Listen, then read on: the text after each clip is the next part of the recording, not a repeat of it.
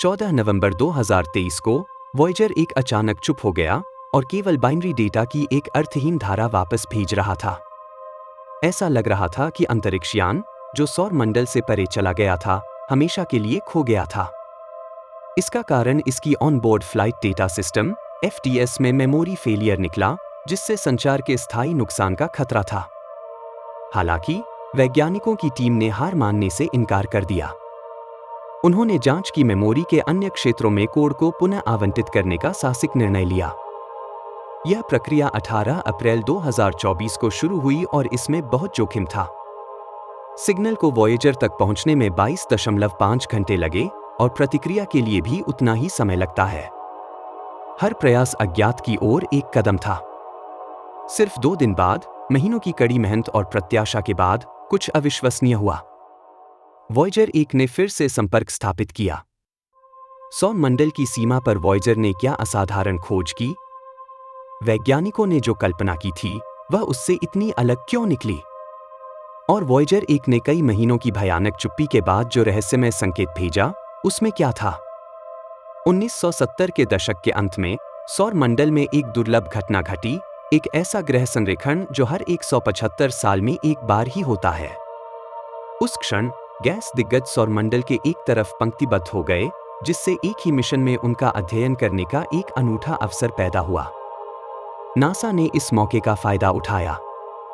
अपने जुड़वां के बाद लॉन्च किए गए वॉयेजर 1 ने वॉयेजर 2 को पीछे छोड़ दिया, क्योंकि इसकी गति तेज थी और वॉयेजर 2 की गति 34,360 मील प्रति घंटा थी, जबकि इसकी गति 38,000 मील प्रति घंटा थी। लॉन्च के सिर्फ 13 दिन बाद इसने 7.2 मिलियन मील की दूरी से पृथ्वी और चंद्रमा की एक ऐतिहासिक तस्वीर खींची, जो उनकी शानदार यात्रा की शुरुआत का प्रतीक बन गई। 1979 में दोनों जांच बृहस्पति तक पहुंची, इसके पहले अज्ञात छलों को प्रकट किया, 3 नए चंद्रमाओं की खोज की और इसके सबसे बड़े उपग्रहों की विस्तृत तस्वीरें ली। उन्होंने पुष्टि की कि गैनीमीड सौरमंडल का सबसे बड़ा चंद्रमा है, जबकि टाइटन को पहले सबसे बड़ा माना जाता था। उन्होंने यह भी पता लगाया कि यूरोपा की सतह चिकनी बर्फ से ढकी हुई है, जिसमें दरारें हैं। यह वह डेटा है जिसने भूमिगत महासागर की परिकल्पना को जन्म दिया, जिसे हमने अपने दूसरे वीडियो में शामिल किया है। इसके अतिरिक्त वैज्ञानिकों को बृहस्पति के महान लाल धब्बे का पहला नज़दीकी दृश्य देखने को मिला, जो पृथ्वी से भी बड़ा एक सदियों पुराना तूफान है। बृहस्पति उनकी भव्य यात्रा का सिर्फ पहला चरण था। गति बढ़ाने के लिए इसके गुरुत्वाकर्षण का उपयोग करते हुए दोनों जांच 1980 और 1981 में शनि तक पहुंच गए। यह वॉयेजर मिशन में एक महत्वपूर्ण मोड़ था। शुरू में बृहस्पति और शनि का अध्ययन करने के लिए मिशन को केवल 4 साल तक चलने की योजना बनाई गई थी, लेकिन नासा ने अन्य ग्रहों की संभावित खोज की अनुमति देने के लिए मिशन के प्रक्षेपवक्र को डिजाइन किया। एक महत्वपूर्ण निर्णय टाइटन के करीब पहुंचना था, जो सौर मंडल का एकमात्र चंद्रमा है जिसमें घना वायुमंडल है। अंततः वॉयेजर 1 को टाइटन की ओर निर्देशित किया गया, जिससे यात्रा जारी रखने की इसकी क्षमता का त्याग हो गया, जबकि वॉयेजर 2 को यूरेनस और नेपच्यून की ओर भेजा गया। जांच ने शनि और उसके छलों की विस्तृत तस्वीरें दीं, जिससे पता चला कि वे सैकड़ों संकीर्ण, जटिल रूप से संरचित छलों से मिलकर बने हैं। 4 नए चंद्रमा भी खोजे गए। मीमांस विशेष रूप से दिलचस्प था, क्योंकि इसमें कई गड्ढे थे, जिनमें सबसे खास हर्शेल क्रेटर था, जिससे यह चंद्रमा स्टार वार्स के डेथ स्टार जैसा दिखता था। हालांकि टाइटन में एक अप्रिय आश्चर्य था। इसका वायुमंडल दृश्य प्रकाश के लिए अपारदर्शी था, जिससे हम इसकी सतह के रहस्यों को उजागर नहीं कर पाए। हालांकि विश्लेषण से पता चला कि टाइटन का तापमान ट्रिपल पॉइंट के करीब था, एक अनोखी स्थिति जहां मीथेन उसी तरह व्यवहार करता है जैसे पृथ्वी पर पानी करता है। शनि के बाद दोनों जांचों के रास्ते हमेशा के लिए अलग हो गए। शनि के गुरुत्वाकर्षण ने वॉयेजर 1 को काफी हद तक गति प्रदान की, जिससे उसका प्रक्षेप पथ बदल गया और वह इतिहास का सबसे तेज अंतरिक्ष यान बन गया। इस बीच वॉयेजर 2 ने अपना ग्रहीय दौरा जारी रखा और अगले चरण में यूरेनस की ओर बढ़ा। यह जनवरी 1986 में यूरेनस पहुंचा और उसकी सतह से 50,600 मील की दूरी पर पहुंच गया। वैज्ञानिकों को यह जानकर आश्चर्य हुआ कि यूरेनस बृहस्पति और शनि से बहुत अलग है। जबकि गैस दिग्गज 90% हाइड्रोजन और हीलियम से बने हैं, यूरेनस में ये तत्व केवल उसके वायुमंडल में ही मौजूद है। नीचे पानी, अमोनिया, मीथेन और हाइड्रोजन सल्फाइड का एक महासागर है, जिसके केंद्र में चट्टान और बर्फ का एक कोर है।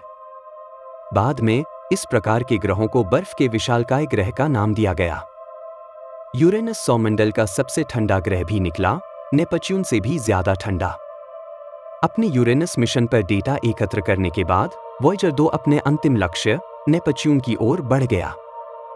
यह अगस्त 1989 में नेपच्यून पर पहुंचा और सौरमंडल के 8वें और सबसे दूर के ग्रह पर जाने वाला एकमात्र अंतरिक्ष यान बना रहा।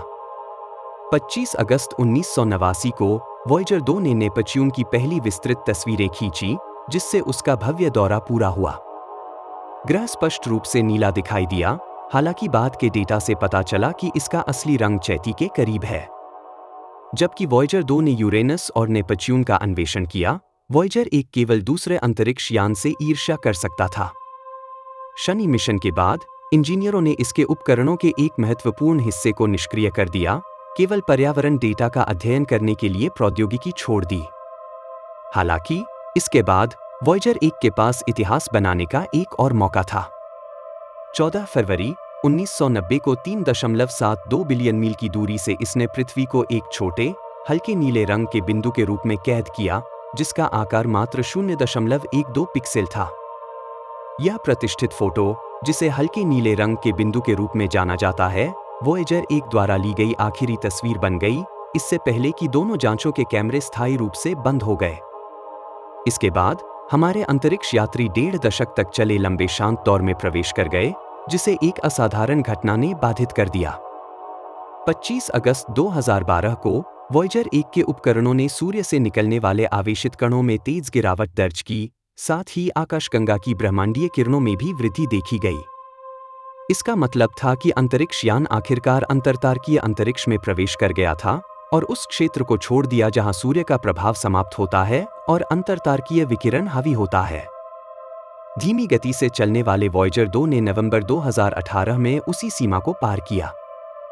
हमारे सौरमंडल का अनोखा बुलबुला, जिसे हेलियोस्फीयर कहा जाता है, सूर्य से लगभग 11 बिलियन मील की दूरी तक फैला हुआ है।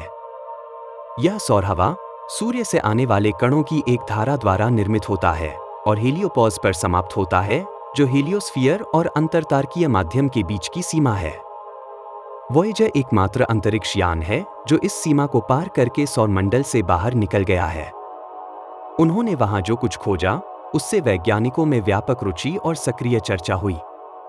पहले यह माना जाता था कि सूर्य से दूर जाने पर सौर हवा धीरे धीरे कमजोर होती जाती है।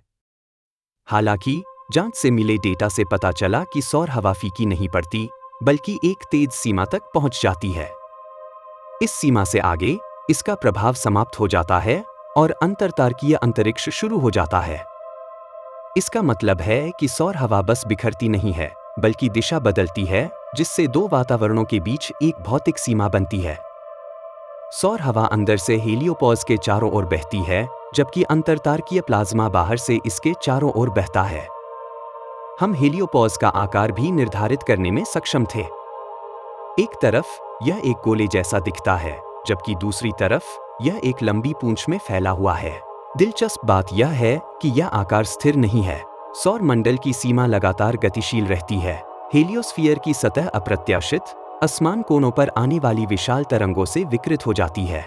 ये तरंगें 10 खगोलीय इकाइयों तक पहुंच सकती हैं, जो पृथ्वी और सूर्य के बीच की दूरी के 10 गुना के बराबर है, या लगभग 930 मिलियन मील है। इसके अतिरिक्त वॉयेजर डेटा का अध्ययन करके वैज्ञानिकों ने पाया कि हेलियोपॉज में बहुत ही कम समय में तेजी से परिवर्तन हुए। यह समझा सकता है कि हेलियोस्फीयर की सीमा को पार करने वाले दो जांचों के लिए समय का अंतर इतना बड़ा, पूरे 6 साल क्यों था।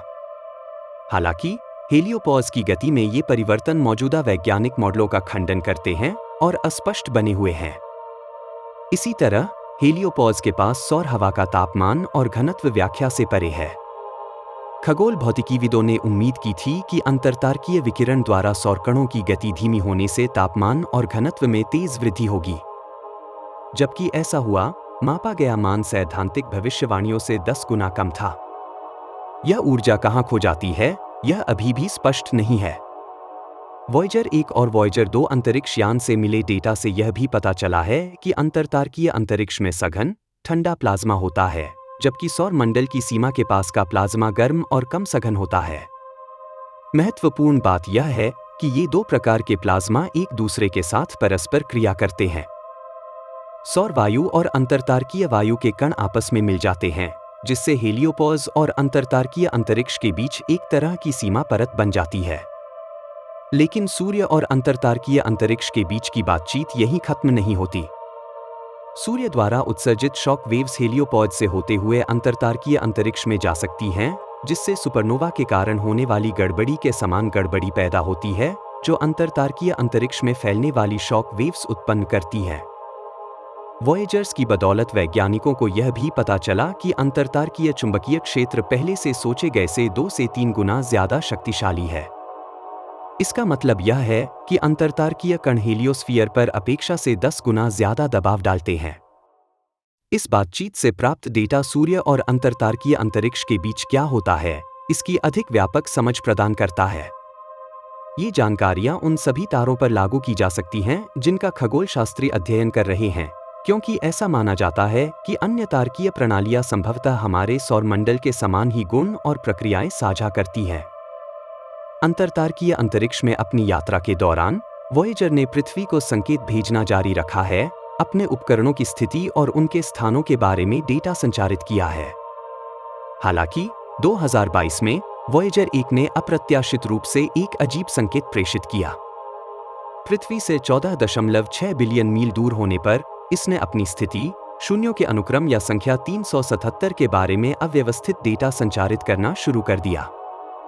इस रहस्यमय संकेत ने वैज्ञानिकों को हैरान कर दिया।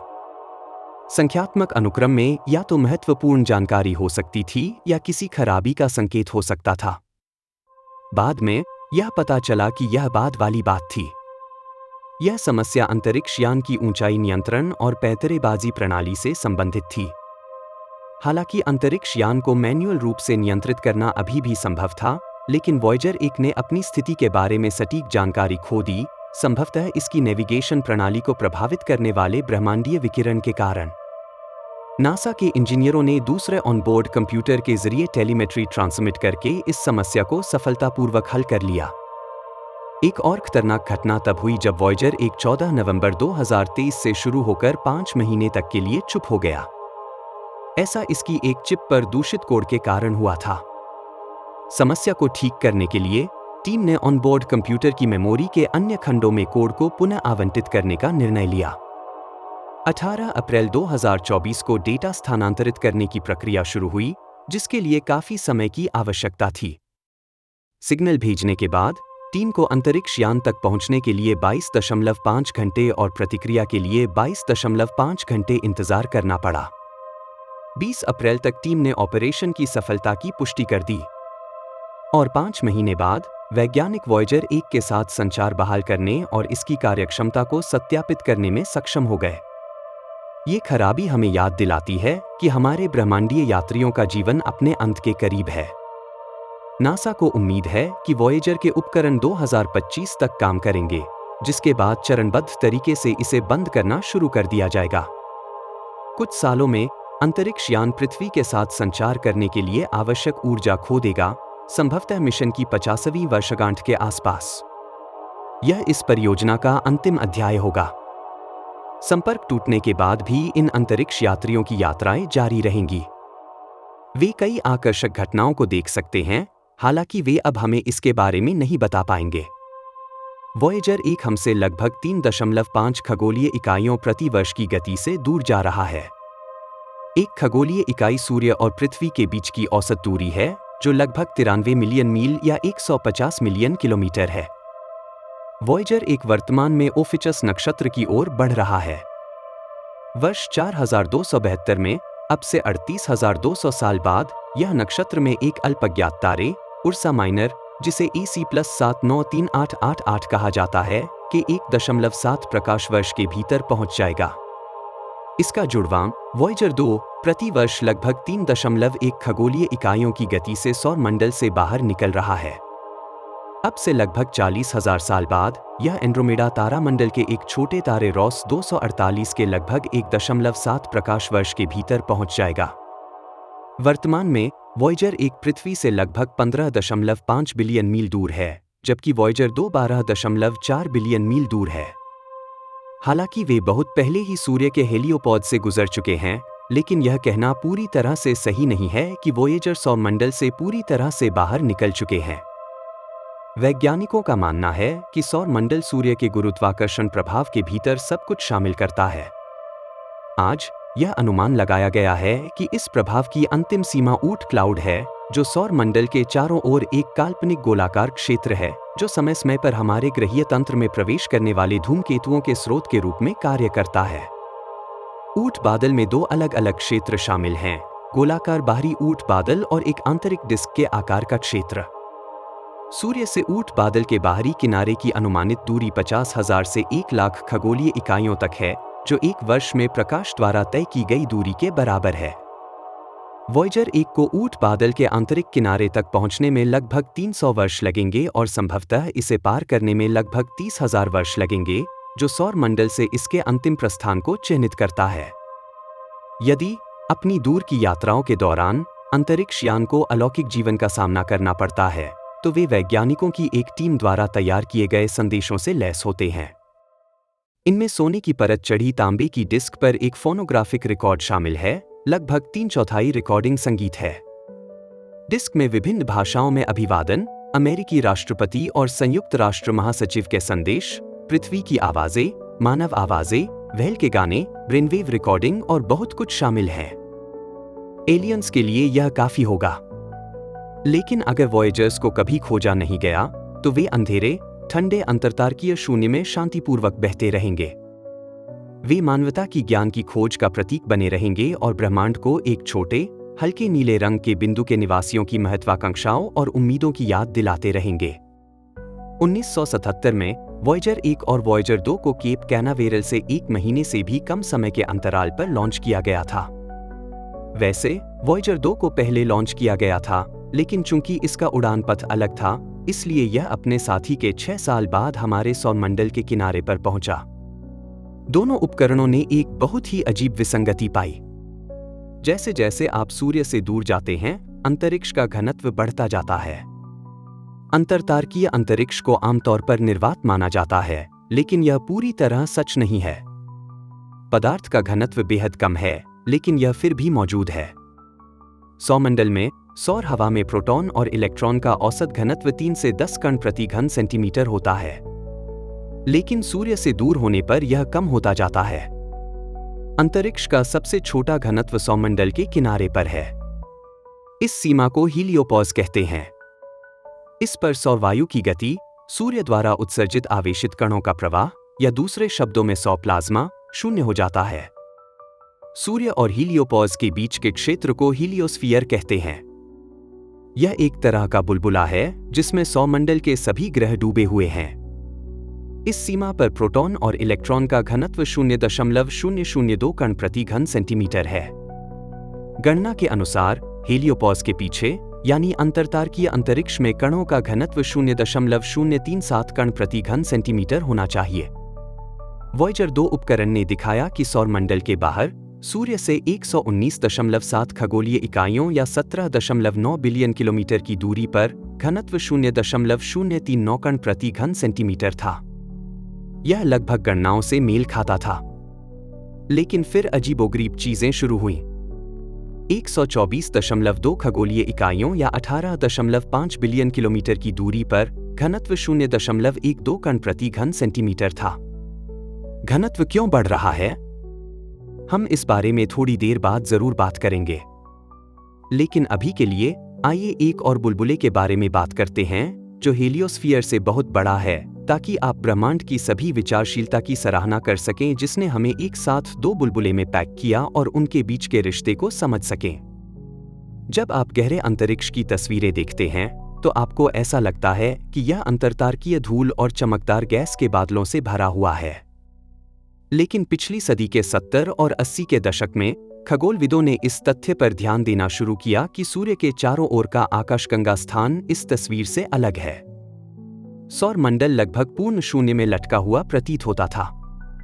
इस वर्ष Harvard Smithsonian centre for astrophysics (CFA) के वैज्ञानिकों ने साबित किया कि हाँ, हम वास्तव में एक तरह के शून्य में हैं। उन्होंने अंतरिक्ष और समय का त्रिआयामी पुनर्निर्माण करते हुए सबसे जटिल कंप्यूटर सिमुलेशन का संचालन किया।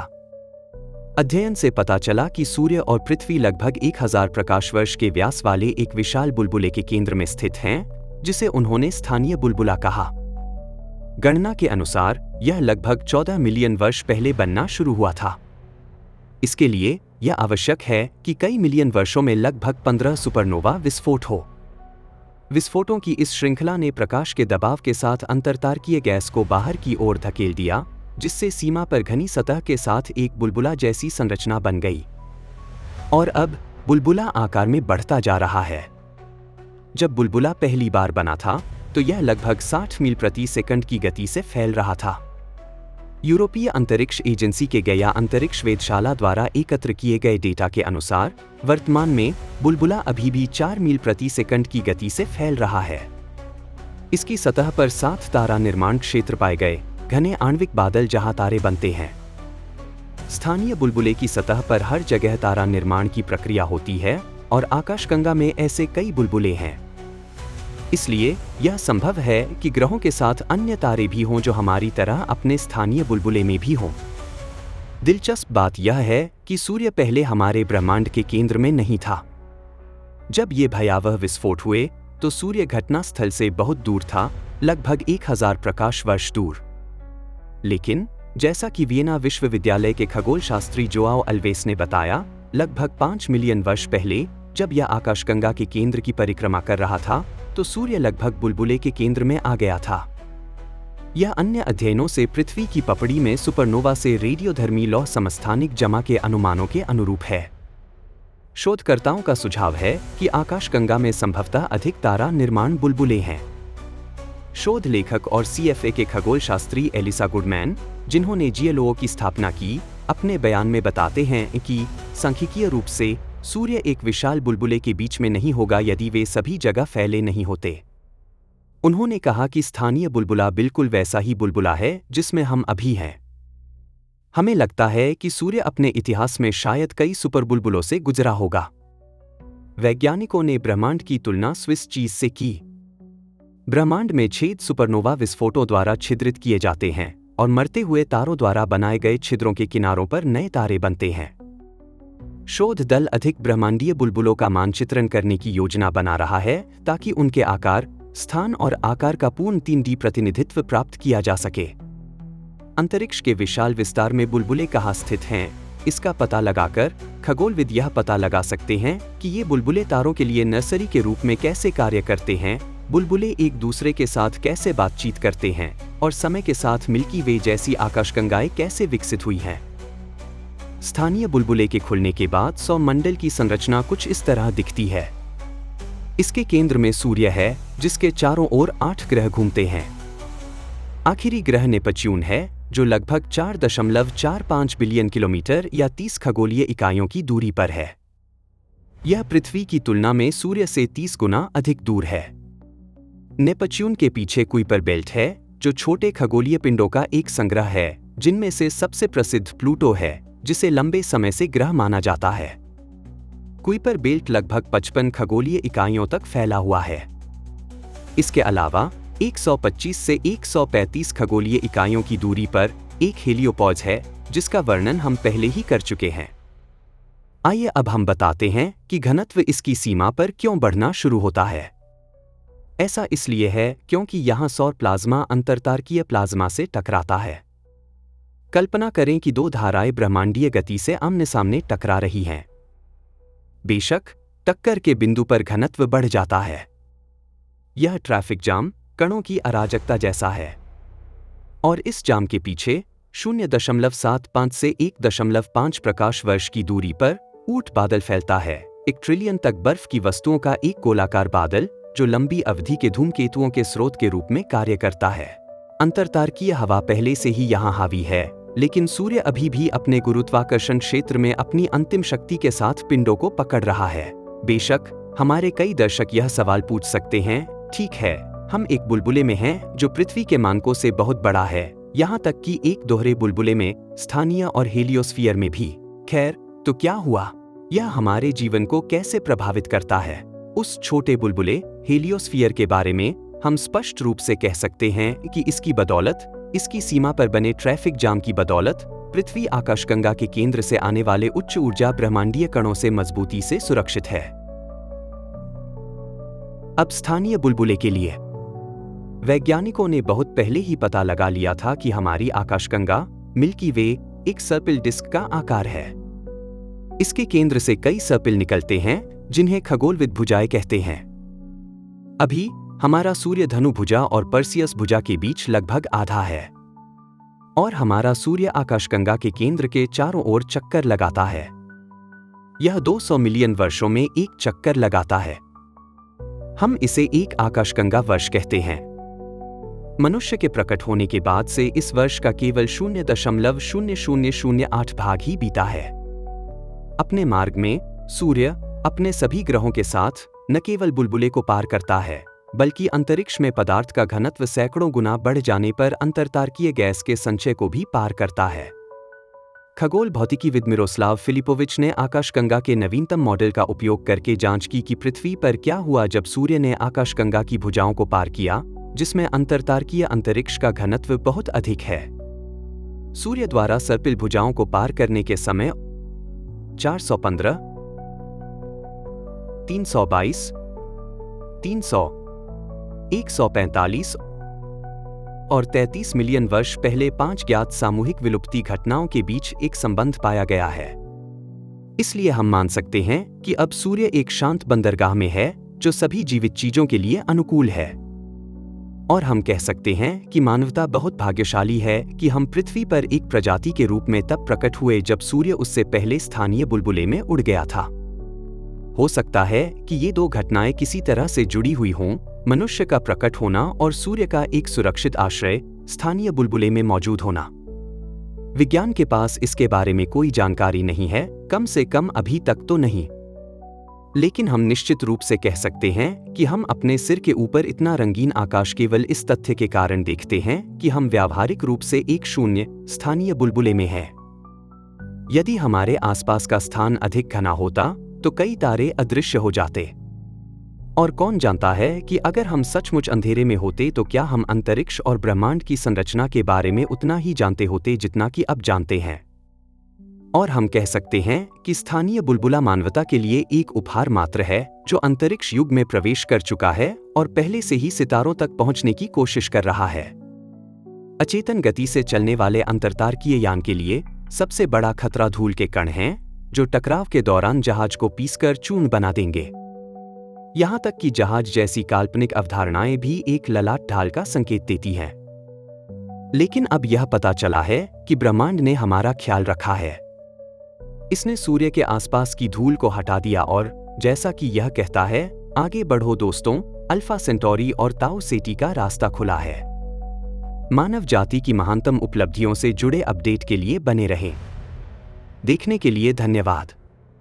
ऐसा लगता है कि अंतरिक्ष एक सुनसान खाली जगह है जहां हमारी तरह किसी और सभ्यता का नामो निशान तक नहीं है। लेकिन क्या इसका मतलब यह है कि ब्रह्मांड बिल्कुल शांत है और हमारे अलावा किसी ने भी इसका पता लगाने की कोशिश नहीं की है?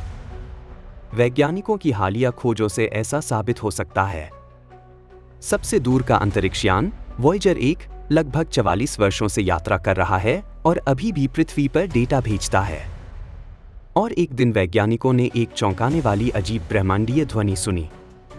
हालांकि जांच पहले भी इसी तरह की रिकॉर्डिंग भेज चुकी है, लेकिन हाल ही में खोजा गया संकेत काफी अलग था। मानव इतिहास में पहली बार हमें यह पता लगाने का मौका मिला कि हमारे सौरमंडल के बाहर क्या छिपा है। यह संकेत पृथ्वी से 14 बिलियन मील से भी ज्यादा दूर पाया गया। यह एक ऐसी ध्वनि थी जो लगातार 3 वर्षों तक 3 के हर्ट्ज पर स्थिर रही। यह वॉयेजर 1 द्वारा अब तक पहचानी गई सबसे स्थिर और लंबे समय तक चलने वाली ध्वनि बन गई है। और वैज्ञानिक इसे तभी खोज पाए जब अंतरिक्ष यान काफी दूर चला गया। लेकिन यह रहस्यमयी ध्वनि कहां से आई? अधिकांश वैज्ञानिकों का मानना है कि यह ध्वनि ब्रह्मांड की गहराई में कहीं यात्रा करने वाली प्लाज्मा तरंगों का परिणाम है। अब प्लाज्मा एक तरह की प्रमुख निर्माण सामग्री है जो लगभग सभी ब्रह्मांडीय वस्तुओं से बनी है और उत्सर्जित होती है। सबसे आश्चर्यजनक बात यह है कि यह ध्वनि लगभग वैसी ही रही, भले ही जांच 1 अरब मील तक उड़ गई हो। इस तरह की स्थिरता ने अन्य वैज्ञानिकों को यह सोचने के लिए प्रेरित किया कि इस ध्वनि का कारण ऊर्जा का कोई स्रोत हो सकता है जिसके बारे में हम अभी तक नहीं जानते हैं। लेकिन अगर अंतरिक्ष में कोई आवाज नहीं है तो यह कैसे संभव है? खैर, यह सच है कि अंतरिक्ष के निर्वात में आवाज बहुत तेजी से लुप्त हो जाती है क्योंकि वहां उसके लिए पर्याप्त कण नहीं होते हैं। यहां तक कि ब्लैक होल टकराव या सुपरनोवा के बड़े विस्फोट जैसी आवाजों का भी कोई मौका नहीं होता। यहां एक त्वरित प्रयोग है। एक प्लास्टिक की बोतल में एक छोटी घंटी डालें और ढक्कन को कस लें। अब बोतल को हिलाएं और घंटी की आवाज सुनें। अब ढक्कन हटाएं, 2 जलती हुई माचिस अंदर डालें और जल्दी से ढक्कन वापस लगा दें ताकि वे जल जाए। बोतल में हवा ठंडी होने के बाद इसे फिर से हिलाएं। ध्यान दें कि ध्वनि कैसे शांत हो जाती है या बिल्कुल नहीं होती। फिर भी विभिन्न विद्युत चुंबकीय तरंगे हैं जो बिना किसी समस्या के निर्वात के माध्यम से यात्रा करती हैं और रेडियो तरंगे उनमें से एक हैं। हालांकि हमारे मानव कान ऐसे संकेतों को नहीं पहचान सकते, लेकिन वैज्ञानिकों ने उन्हें ध्वनियों में बदलने का एक तरीका खोज लिया है।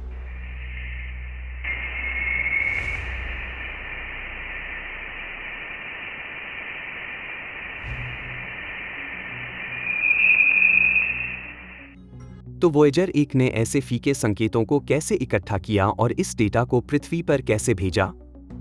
खैर, अंतरिक्ष यान को 2 अतिसंवेदनशील एंटेना के साथ डिजाइन किया गया था जो अंतरिक्ष में प्लाज्मा के बदलावों का पता लगाने और उन्हें रिकॉर्ड करने के लिए डिजाइन किए गए थे।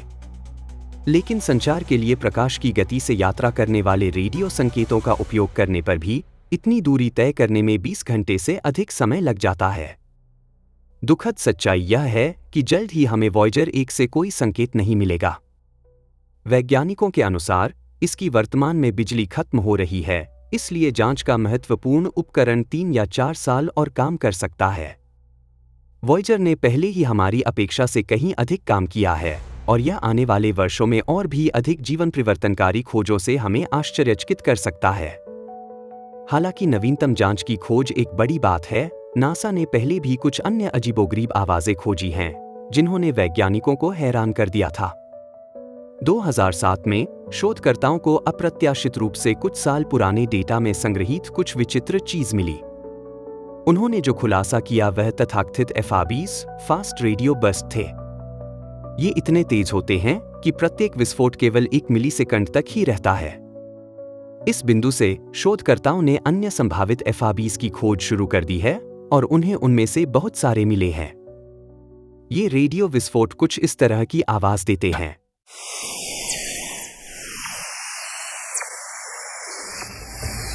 ऐसा लगता है कि हम ब्रह्मांड के बारे में जितना अधिक जान रहे हैं, उतने ही अधिक प्रश्न उठ रहे हैं। क्या यह किसी बुद्धिमान विदेशी सभ्यता का हम तक पहुंचने का प्रयास हो सकता है?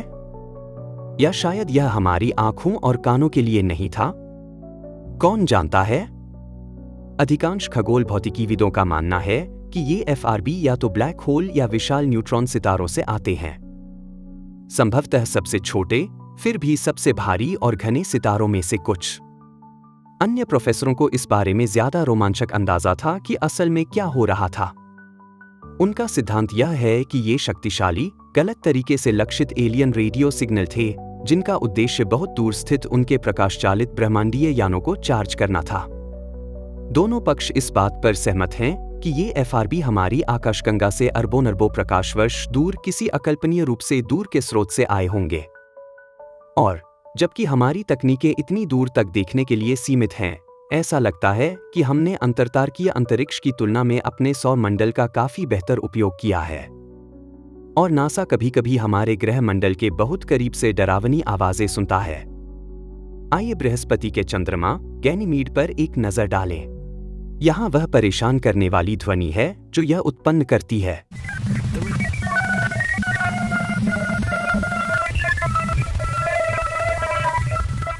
वास्तविकता यह है कि ये ध्वनियाँ कोरस तरंगों सुसंगत विद्युत चुंबकीय तरंगों के परिणामस्वरूप होती हैं।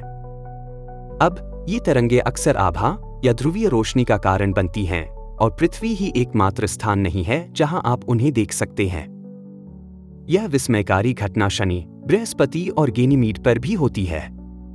तो आपने अभी जो सुना है वह मूल रूप से गैनीमीड पर ध्रुवीय रोशनी की परिवर्तित ध्वनि हो सकती है। लेकिन मंगल के बारे में क्या? हम पहले से ही इसका काफी अध्ययन कर रहे हैं और नासा के परसिवियरेंस रोवर ने अभी कुछ दिलचस्प चीजें देखी हैं। मंगल ग्रह पर रोवर के चलने की पहली वास्तविक आवाज रिकॉर्ड की गई है। लेकिन इसमें क्या दिलचस्प है? खैर, एक चट्टानी ग्रह की सतह पर धातु के पहियों के घूमने की आवाज के साथ परसिवियरेंस ने एक अज्ञात तेज आवाज को भी रिकॉर्ड किया है। यहां परसिवियरेंस द्वारा भेजी गई वास्तविक रिकॉर्डिंग है।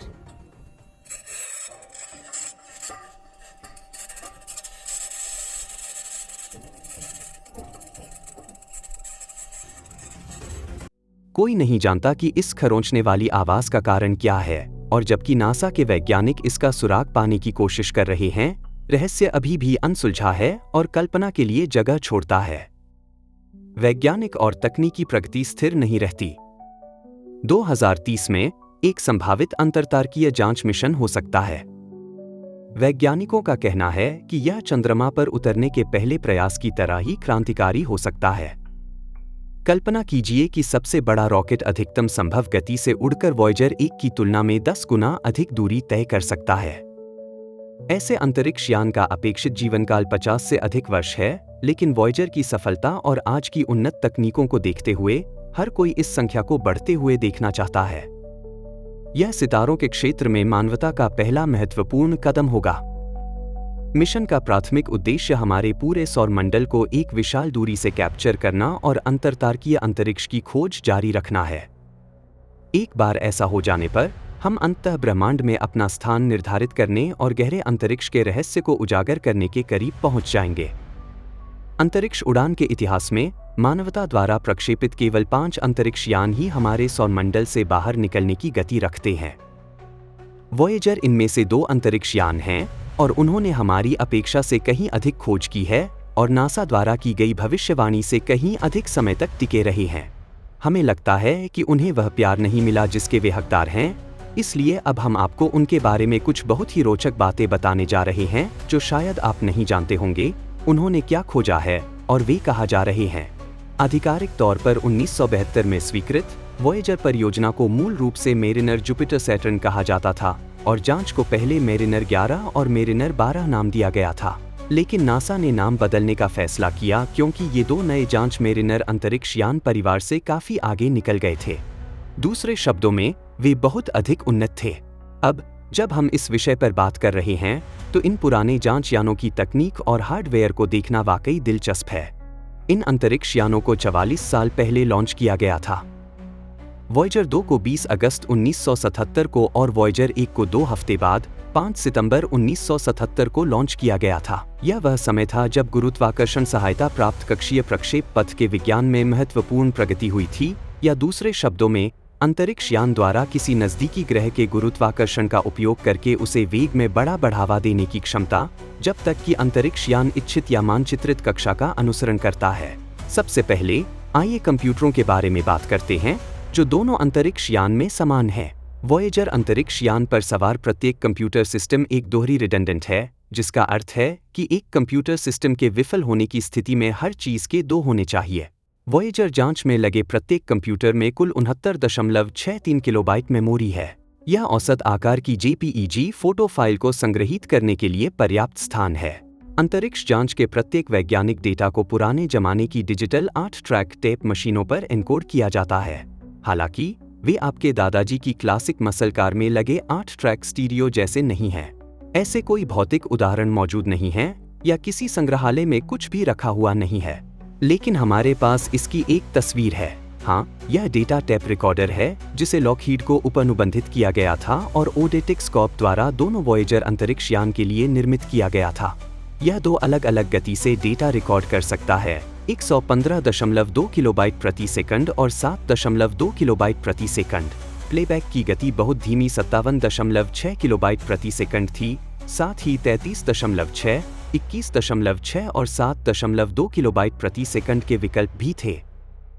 चुंबकीय टेप वास्तव में किस चीज से बना था और अंतरिक्ष के कठोर वातावरण में इसे खराब होने से बचाने के लिए किन रहस्यों का इस्तेमाल किया गया था, यह स्पष्ट नहीं है।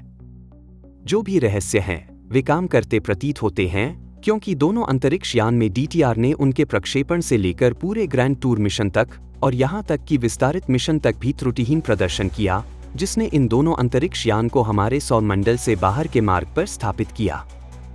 वॉयेजर अंतरिक्ष यान के कंप्यूटर प्रति सेकंड लगभग 81,000 निर्देशों को निष्पादित करने में सक्षम है। आपका स्मार्टफोन जिस पर आप यह वीडियो देख रहे हैं, संभवतः उससे लगभग 7,500 गुना तेज है। वे 160 बिट प्रति सेकंड की गति से डेटा को वापस पृथ्वी पर भेजते हैं। आपको उस गति का अंदाजा देने के लिए, यदि आप इसी कनेक्शन का उपयोग करते हैं, तो आपको नेटफ्लिक्स से 5 गीगाबाइट मूवी डाउनलोड करने में लगभग 8.5 साल लगेंगे। लेकिन शायद प्रत्येक अंतरिक्ष यान के बारे में सबसे दिलचस्प बात यह है कि वॉयेजर में कुछ ऐसा है जो किसी अन्य अंतरिक्ष यान में नहीं है, एक सुनहरा फोनोग्राफ रिकॉर्ड। इन 2 सोने की परत चढ़ी तांबे की डिस्क में 115 एनालॉग इनकोडेड तस्वीरें, 55 भाषाओं में अभिवादन और पृथ्वी पर ध्वनियों का 12 मिनट का मोन्टाज और 90 मिनट का संगीत है। इन्हें इस घटना के मद्देनजर बनाया गया था कि कभी कोई अलौकिक सभ्यता इनमें से किसी एक जांच को खोज ले।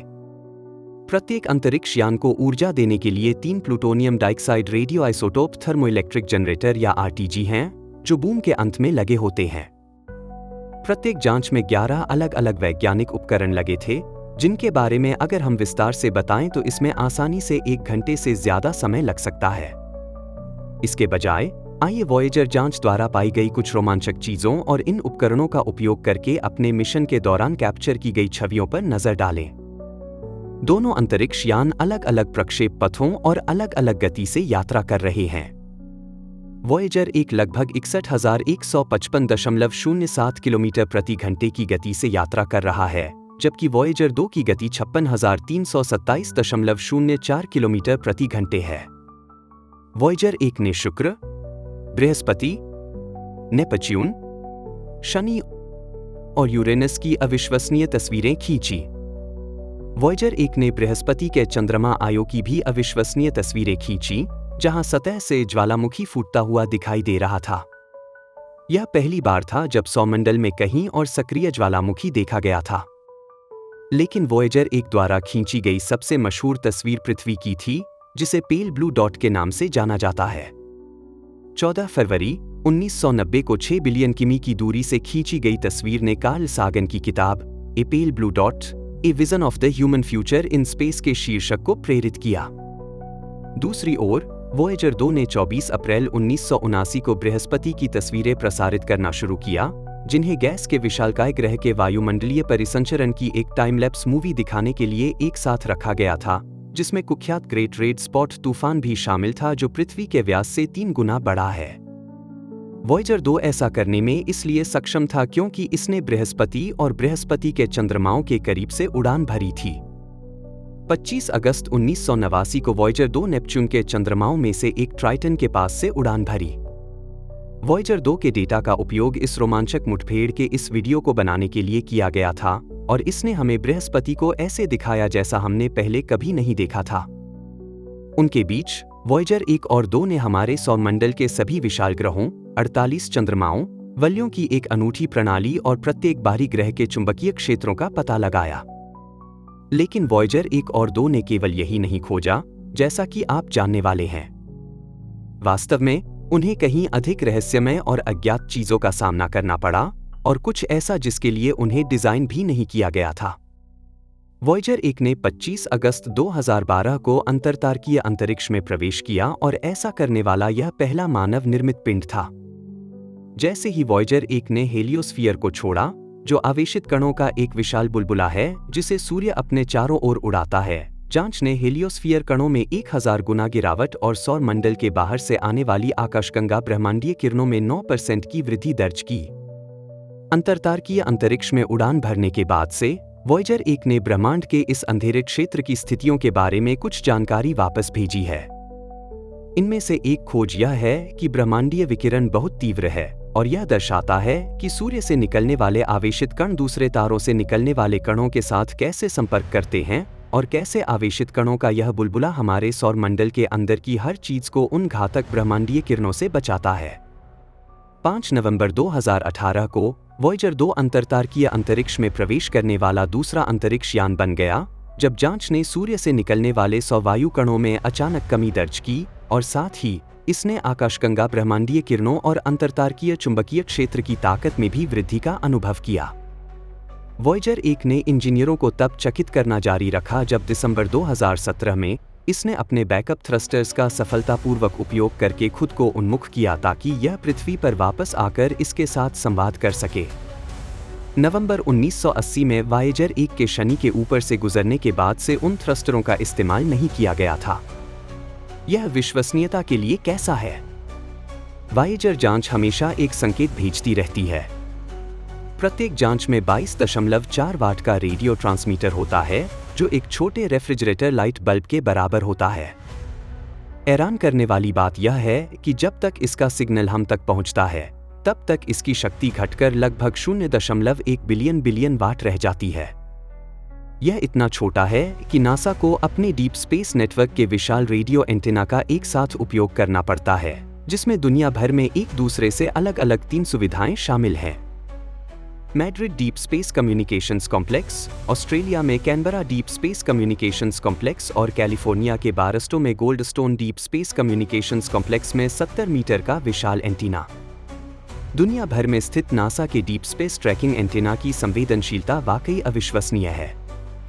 इन विशाल एंटेना को एक ऐसे सिग्नल से वॉयेजर की जानकारी प्राप्त करनी होती है जो इतना कमजोर होता है कि एंटेना पर पड़ने वाली शक्ति केवल 10 घातांक से -16 वाट होती है। एक आधुनिक इलेक्ट्रॉनिक डिजिटल घड़ी इस अविश्वसनीय रूप से कमजोर स्तर से 20 बिलियन गुना अधिक शक्ति स्तर पर काम करती है। और अभी तक हमने वॉयेजर से बात करना समाप्त नहीं किया है। 29 अक्टूबर 2020 को मिशन संचालकों ने 7 महीने की लंबी चुप्पी के बाद वॉयेजर 2 को कई आदेश भेजे। अंतरिक्ष यान अकेले उड़ान भर रहा था, जबकि Goldstone deep space communications complex में 70 मीटर के एंटीना की मरम्मत और उन्नयन किया जा रहा था। आश्चर्यजनक बात यह है कि इतने सालों के बाद और इस तथ्य के बावजूद कि वॉयेजर 2 अंतरतारकीय अंतरिक्ष में है, इसने एक संकेत लौटाया जिससे पुष्टि हुई कि उसे कॉल प्राप्त हो गई है और उसने बिना किसी समस्या के अपने नए आदेशों को निष्पादित किया। जनवरी 2022 तक वॉयेजर 1 पृथ्वी से 23.3 बिलियन किलोमीटर दूर है और वॉयेजर 2 हमसे 19.3 बिलियन किलोमीटर दूर है।